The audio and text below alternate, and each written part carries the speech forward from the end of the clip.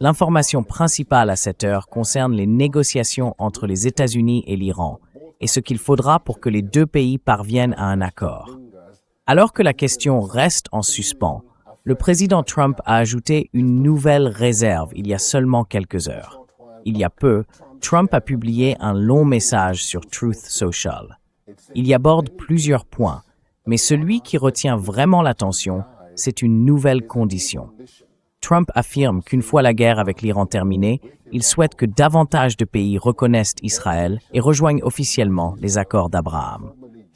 Cette déclaration fait suite à un échange téléphonique entre Trump et les plus hauts dirigeants d'Arabie saoudite, des Émirats arabes unis, du Qatar, du Pakistan, de la Turquie, de l'Égypte, de la Jordanie et de Bahreïn. L'appel a eu lieu samedi. Ces propos interviennent alors que les négociateurs multiplient les allers-retours pour maintenir le dialogue et faire avancer des discussions de paix particulièrement sensibles.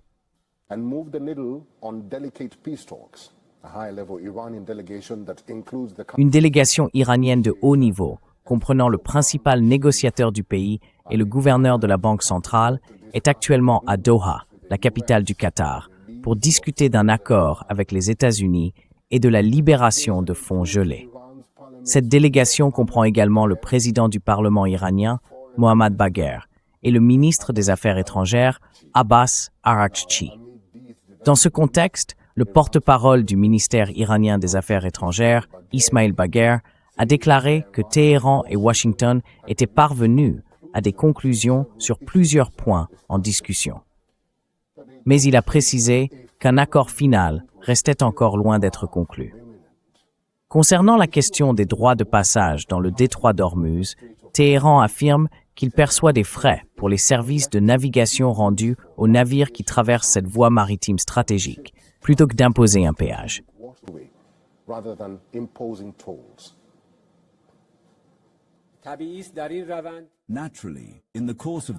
Naturellement, dans le cadre de ce processus, certains services sont fournis, comme les services de navigation et les mesures nécessaires pour protéger l'environnement du détroit d'Ormuz, du golfe Persique et de la mer d'Oman.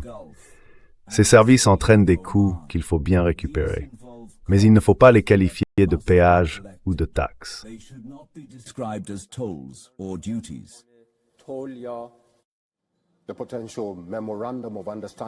Le protocole d'accord potentiel discuté entre les États-Unis et l'Iran comporte 14 points. Il vise à mettre fin à la guerre et à lever le blocus naval américain du détroit d'Ormuz, en échange d'engagements de l'Iran pour garantir la sécurité du passage dans cette voie maritime stratégique.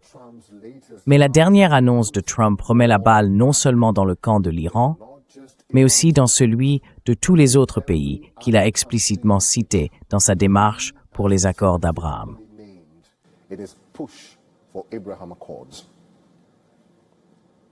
Et nous avons le plaisir d'accueillir en direct le lieutenant-colonel à la retraite Daniel L. Davis. C'est un expert militaire et l'animateur de l'émission Daniel Davis Deep Dive sur YouTube. Il nous rejoint en direct depuis la magnifique Virginie aux États-Unis. Ravi de vous voir, colonel Davis. Pour commencer, j'aimerais vous demander ceci. Nous avons vu les publications du président Donald Trump, nous avons suivi les échanges entre l'Iran et les États-Unis. Selon votre propre analyse, que pensez-vous qu'il va se passer dans les prochaines semaines?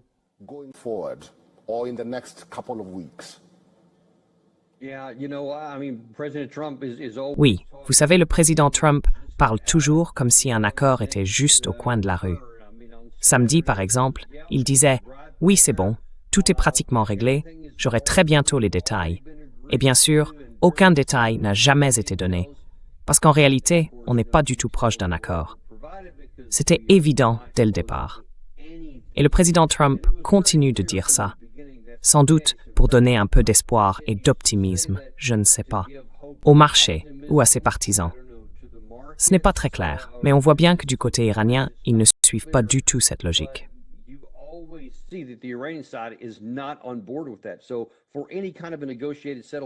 Pour qu'un accord négocié fonctionne, il faut que les deux parties disent la même chose. Même si c'est presque pareil, il faut vraiment qu'elles disent la même chose.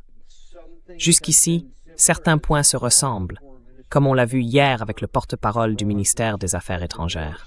L'Iran a simplement déclaré qu'il y avait des éléments d'accord. Mais les grands sujets, le contrôle du détroit d'Ormuz, l'argent, les avoirs débloqués, le matériel nucléaire, tout ça, ce sont des questions majeures, et elles n'ont même pas encore été abordées, encore moins résolues. Alors, quand le président Trump a lancé ce matin cette remarque surprenante sur les accords d'Abraham, ça a complètement changé la donne.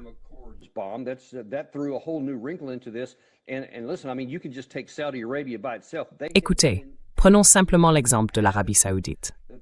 Ils ont été absolument catégoriques.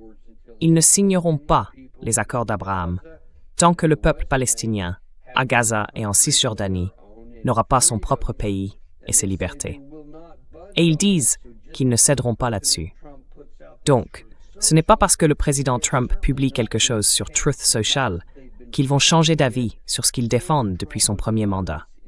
Tout ça ne fait qu'ajouter des complications, parce que franchement, je ne vois aucune chance que ça se produise à court terme, à moins qu'il y ait un changement à Gaza.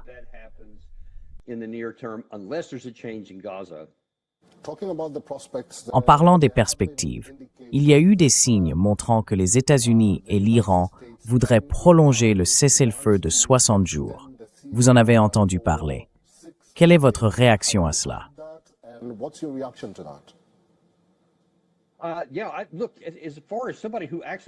Oui, écoutez, pour quelqu'un qui veut vraiment que cette guerre se termine, je suis complètement pour.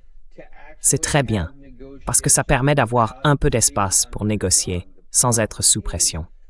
Le problème, c'est qu'il y a d'énormes résistances, à la fois dans le cercle rapproché de Trump à la Maison-Blanche et bien sûr chez ses alliés au Congrès et en Israël.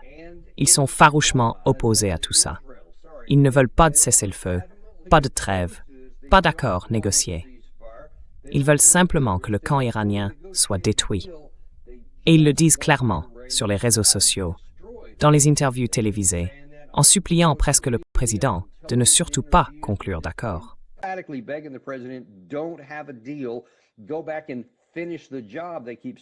Ils répètent sans arrêt « retournez finir le travail ». Mais militairement, ça n'arrivera pas. On n'a pas les moyens de le faire, sinon on l'aurait fait dès le départ, et on n'aurait jamais accepté un cessez-le-feu. Donc cette option n'est pas réaliste. Mais, pour une raison ou une autre, le président n'arrive pas à simplement dire « Bon, je reconnais ça, je vais essayer d'obtenir le meilleur accord possible ». Parce que ça voudrait dire qu'il doit donner quelque chose pour obtenir quelque chose. Et ce n'est pas du tout la manière dont le président Trump aime fonctionner. Lui préfère poser des exigences et tout obtenir.